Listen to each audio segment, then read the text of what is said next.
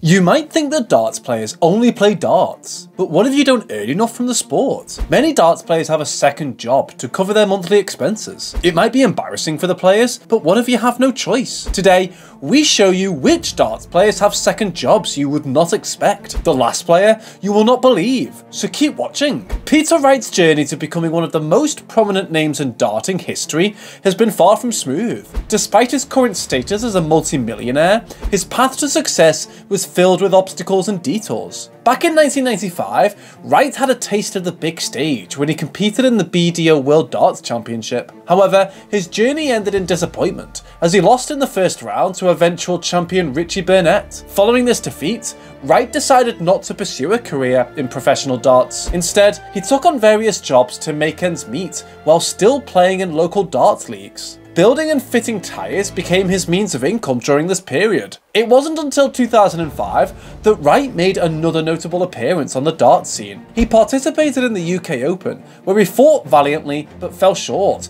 losing 5-4 in the third round to Dave Smith. Despite these setbacks, it was an event in 2007 that reignited Wright's determination to succeed in professional darts. As he sat watching the inaugural Grand Slam of Darts on television with his wife, Gerwen, Wright casually mentioned that he had defeated some of the players competing in the tournament. Inspired by his words, Gerwen encouraged him to pursue his dream of achieving success in the sport. This pivotal moment sparked a fire within Wright, motivating him to take the leap and commit to playing a full schedule of Professional Darts Corporation events in 2008. However, the early stages of his professional career were challenging, to say the least. Wright faced little success, earning a mere £1,200 in prize money. These meagre earnings left him struggling to make ends meet, living on a mere £14 a week after bills. There were even periods of unemployment, adding further uncertainty to his journey. But despite the setbacks, he knew he had unfinished business in the world of darts, and he refused to let his dreams slip away. This unwavering commitment ultimately paid off, propelling him to the top ranks of professional darts and transforming him into the superstar we know today. In 2020, Johnny Clayton made his debut in the Premier League darts in Cardiff. What set him apart from most top PDC players was that he still maintained a full-time job as a plasterer for Carmarthenshire Council. It was a rarity to find someone in his position juggling a career away from the dartboard, which made his recent achievements all the more remarkable. Despite working 37 hours a week in his council job, Clayton managed to secure 3 PDC ranking titles in the previous 4 years. Not only that, but he solidified his position in the elite top 16 world rankings for over a year. Known by his nickname the Ferret, a moniker inherited from his rugby days, Clayton's success in darts was truly commendable. With 2 young children relying on him, Clayton recognised the unpredictability of a career in darts. He understood that fortunes in the sport could change rapidly, and that's why he opted to play it safe. While some questioned his decision to continue working, he believed it kept him grounded and offered something else to focus on. Being a sports enthusiast, he loved activities like golf, fishing and watching rugby. If he were to give up his job, he wondered if he would truly dedicate 100% of his time to darts or find himself on the golf course on a sunny day. It was unknown territory for him, and at that time, he was content with the way things were. Moreover, Clayton's employment with Carmarthenshire Council held a certain security. Leaving his job would have meant relinquishing benefits like his pension and the stability tied to working for the council. While darts offered a different level of financial reward, he weighed the pros and cons. It was a tough decision to let go of a dependable job, especially considering the welfare of his young children. Clayton acknowledged that he might have been doing the wrong thing by continuing to work, but it was a choice he had made based on his personal circumstances. Over the previous 2 years, Clayton had amassed an impressive £251,750 in PDC ranking events, not to mention his earnings from non-ranking tournaments. Nonetheless, he remained acutely aware of the fickle nature of the game. In sports, talent alone was not enough. Luck played a significant role. One could climb the ladder of success, only to be brought down just as swiftly if fortune wasn't on their side. Don't forget to hit the bullseye, so you never miss out on any of our amazing darts videos. The Premier League darts match against Michael Smith in Cardiff represented an opportunity for Clayton to potentially inch closer to bidding farewell to his day job. At the first challenger to compete in the Premier League, none of the temporary participants had managed to defeat a full-time Premier League player. However, Clayton, fueled by the support of his passionate home crowd, believed he had what it took to rewrite history. In darts, we all aspired to the same things, Clayton shared. We all wanted to be world champions. we all strove to grace Ali Pali, and making it into the Premier League was the next big goal. The road ahead was challenging,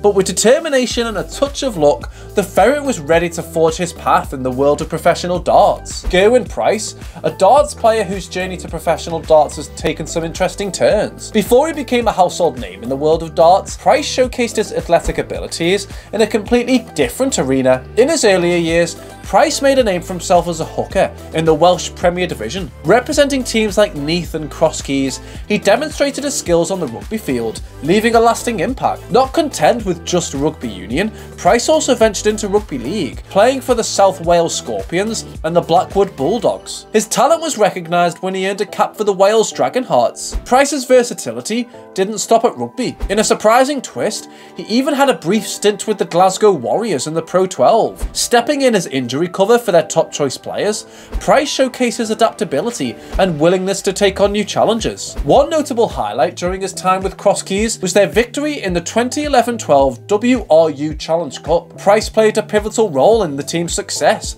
even scoring a try in the final. However, as time passed, Price made a life-altering decision in 2014. He decided to retire from rugby altogether, shifting his focus entirely to pursuing a professional darts career. But the sporting journey of Gerwyn Price doesn't end there. In a surprising announcement on Instagram, he revealed his plans for a boxing debut, scheduled to fight Rhys Evans at Valley Tavern, Blackwood, Wales on April 9th, 2022. Price's boxing aspirations gained attention. Unfortunately, the bout was postponed due to injury and rescheduled for May 13th, 2022. However, Price ultimately made the difficult decision to withdraw from the event based on medical advice. Despite his initial enthusiasm, he put his health first, opting to focus solely on his darts career. When it comes to professional darts players, their journeys to success often involved unexpected twists and turns. Michael van Gerwen, one of the most celebrated names in the sport, certainly had an interesting career trajectory before becoming a household name. While his path to stardom